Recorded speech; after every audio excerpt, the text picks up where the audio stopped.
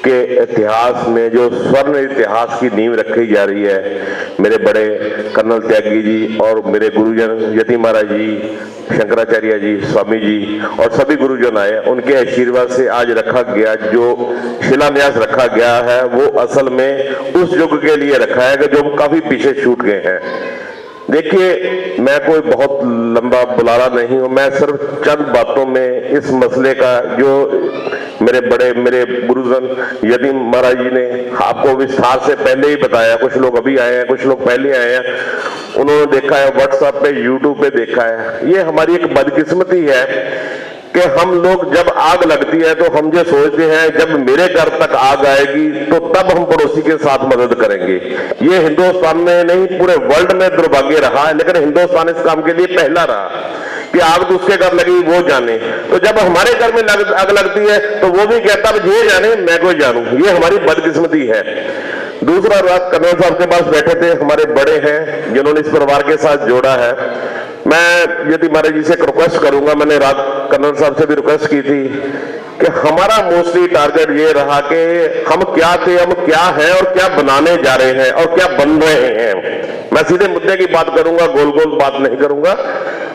पहली बात तो ये है कि महाराज आपने जो बात कही है संत और सिपाही की, सिख धर्म की बुनियाद ही वहां से शुरू हुई है। जब माहौल शांत है तो संत है, जब माहौल अशांत है तो सिपाही है। उसके लिए संत कहीं और नहीं होते, सिपाही कहीं और नहीं होते, दोनों ही एक तरफ से होते हैं।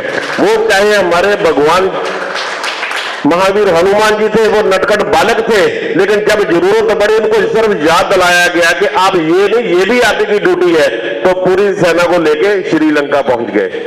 मतलब हमें सिर्फ जगाने की, बताने की जरूरत है। ताकत और सिस्टम हमारे में बहुत है, हमने दुनिया को मार्गदर्शक बने हैं और बने रहेंगे। कुछ चंद लोग ऐसे हैं जो सोच रहे हैं। पहली बात मैं आपसे क्लियर कर दूं, क्योंकि यहाँ कुछ लोग ऐसे बैठे हैं जो केंद्र सरकार में भी अच्छी पकड़ रखते हैं और धार्मिक संगठनों में भी अच्छी पकड़ रखते हैं और उनकी बातें हजारों लाखों नहीं करोड़ों लोग सुनते हैं और अमल भी करते हैं। मैं खुशकिस्मत समझूंगा कि मुझे कर्नल साहब ने बोलने का टाइम दिया। मैं सिर्फ दो बातों से इस मसले का हल बताऊंगा। कर्नल साहब, यदि महाराज जी, मैं आपका ध्यान चाहूंगा सिर्फ दो बातों के लिए कि इस मसले का हल कैसे निकलेगा। अक्सर हम देखते हैं कि मुस्लिम कम्युनिटी, हमारे लुधियाने में भी कुछ ऐसे एरिया हैं कि जहां कम्युनिटी इतनी बढ़ गई है कि वहां कोई Hindu family, Sikh family, Christian family मकान नहीं खरीद सकता। ये मैं ओपनली कहता हूं, चाहे मैं पंजाब में मिनॉरिटी डिपार्टमेंट का इंचार्ज हूं, मुझे इसमें कहने में कोई दिक्कत नहीं, लेकिन मुझे यति महाराज जी से जब जब मिलने का मौका मिला, जितना भी समय मिले, तो मैंने फिर देखा इस प्रॉब्लम को क्रिएट कहां से किया जा रहा है। वो बिल्कुल सही जब महाराज ने कहा है कि कई बार क्या होता है कि हम किसी को डायरेक्टली नहीं हरा सकते, डायरेक्टली नहीं मार सकते, तो हम क्या करते हैं, उसके लिए ऐसी व्यूत बंदी रखते हैं, चक्कर भी रखते हैं कि वो जिसमें धीरे धीरे लपेट के आ रहा है। जैसे स्वामी जी ने कहा कि हम 1.5 लाख रुपए का मोबाइल तो रखते हैं, पर घर में 1,500 रुपए की 2 लाठियां रखनी हो, वो हमारे लिए दिक्कत हो जाती है। ये हमारा दुर्भाग्य है। शास्त्र और शस्त्र हमारे बड़े बुजुर्गों ने, हमारे गुरुओं, पीरों, पैगंबरों ने, जो हमारे सनातन धर्म में जो सिस्टम रहे, उन्होंने ये पहले बताया कि यहाँ जितने भी राजा महाराजे गए, अगर गुरुकुल में गए, अगर उसको शास्त्र की विद्या की तो शास्त्र की साथ में दी गई। अगर शास्त्र की विद्या जिसको नहीं मिली वो अनकंप्लीट था, उसको किसी गुरुकुल से मान्यता नहीं मिली कि ये कंप्लीट हो गया। जब शास्त्र और शस्त्र की शिक्षा पूरी हो गई, वो हुई। तो मैं यदि महाराज जी आपसे रिक्वेस्ट करना चाहता हूँ, स्पेशली आपसे करना चाहता हूं, क्योंकि आपकी आवाज बहुत दूर जाती है, क्योंकि आपका और मेरा फंडा एक ही है कि हम शांति की बात वहां करते जब जरूरत होगी। अगला लाठी लेके बैठा तो हम उसके साथ शांति की बात नहीं करते, वो लाठी लेके बैठा तो हम तो वहां से दूसरी गन निकाल लेते हैं कि जो लाठी लेके आए ना, इसके पहले इससे निपटा दो। होना भी यही चाहिए, ठीक है ना। दूसरी बात यह है, मैं यदि महाराज जी सर खास करके रिक्वेस्ट करूंगा, क्योंकि इनकी आवाज बड़ी गर्मी से जाती है और लोग सुनते भी इस चीज के लिए। हम लोग, कई लोग ठंडे में बोल देते हैं नहीं जी शांति शांति, वो कहते जी ओम शांति, इसको छोड़ दो, ठीक है ना। सबसे बड़ी बात क्या है कि सनातन धर्म में सबसे बड़ी जो आज जिन्होंने प्रॉब्लम कही, उसका कारण, जो उसका कारण हुआ, वो उसके कारण हम ही है। क्योंकि सनातन धर्म जब तक सिख धर्म और सनातन धर्म दोनों साथ चले, किसी की हिम्मत नहीं हिंदुस्तान की सरजमीन पर आगे हाथ भी लगा सके। ये हमारी बदकिस्मती रही, ये बदकिस्मती रही। हम लोग 20% के साथ फाइट करने के लिए तैयार खड़े हैं। भाई 2% वाले को साथ ला लो, 20% वाले को तो वैसे निपट जाएगा। आपने 2% वाले को साथ में नहीं रखा, आप 20% लड़ने की एनर्जी वेस्ट कर रहे हो और आप कह रहे हो कि आपको सफलता मिलेगी। कैसे मिलेगी?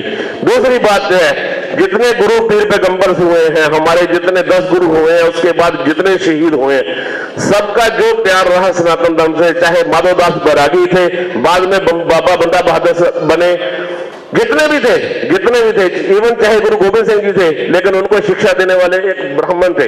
बहुत कम लोगों को पता है, बहुत लोगों को पता है कि सरहंद में छोटे साहिबजादे शहीद किए, लेकिन बहुत कम लोगों को पता है कि बाबा मोतीराम मेहरा, जिन्होंने गुरु गोविंद सिंह जी ने बच्चों को सिर्फ दूध पिलाया था, उनको इस बात की सजा इसलिए नहीं दी, इसलिए दिएगी कि ये धर्म की रक्षा करने वालों की साथ है। तो उसमें बाबा मोतीराम जी को कोल्लू के बैल में जब पीड़ा जाता है, वहां उनको पीड़ा गया। और बहुत कम लोगों को पता है कि उनका जो 4 साल का बच्चा था उसको भी पीड़ा गया। लेकिन हम लोग बेवकूफ, हम लोग भूल चुके अपना इतिहास। हमें ये तो याद है कि गनी खां और नबी खां ने गुरु साहब को रास्ता दिया था, पर हम ये भूल जाते हैं कि बाबा मोतीराम मेहरा जो जैन कम्युनिटी से, उनका 4 साल का बच्चा भी पीड़ा गया था, पर हमें नहीं पता, क्योंकि हमें इतिहास में 100 साल में कुछ नहीं पढ़ाया गया और ना ही हम पढ़ना चाहते हैं, हमें ना ही पढ़ना चाहते हैं। बड़ी हैरानी की बात है, मैंने यति महाराज जी को लोगों ने बसंत पंचमी का मुबारकबाद भेजी, मैंने भी भेजी, और मुझे लग रहा है कि शायद मेरी वो मुबारकबाद एक ही होगी इनके पास। मुबारकबाद नहीं कहूंगा, श्रद्धांजलि होगी, क्यों महाराज एक ही मैं ही था तो और भी था कोई और। 1719 में वीर हिकत राय जी को अपने धर्म पर पहरा देने के लिए शहीद किया गया। 14 साल की मात्र उम्र में, 1719 में जन्म हुआ था सियालकोट में, और उसके साथ उनकी जो वाइफ थी लक्ष्मी जी, उनको सती किया। लेकिन मुझे लग नहीं रहा, जहाँ कुछ लोग बैठे हैं उनको ये भी पता होगा कि हमारा ये भी इतिहास है, उनको ये पता है कि बसंत पंचमी है, इसमें जाके ये कर लेंगे, एंजॉय कर लेंगे। हम लोग अपना इतिहास भूल चुके हैं और हमें इसलिए जूते भी आज तभी पड़ रहे हैं।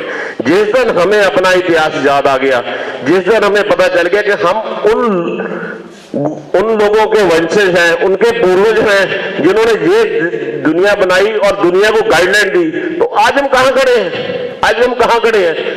हम उन लोगों से डर रहे हैं कि जो रोहित के टिल्ले पे आज से 50 साल पहले पढ़ रहे थे सारा कुछ, तो इसका मतलब है उन्होंने मेहनत की, तो वो आज 67 कंट्री में कब्जा कर चुके हैं। फॉर काइंड इंफॉर्मेशन, 60 कंट्री में आप ऑन दी रिकॉर्ड जाके देख लीजिए, कब्जा कर चुके हैं।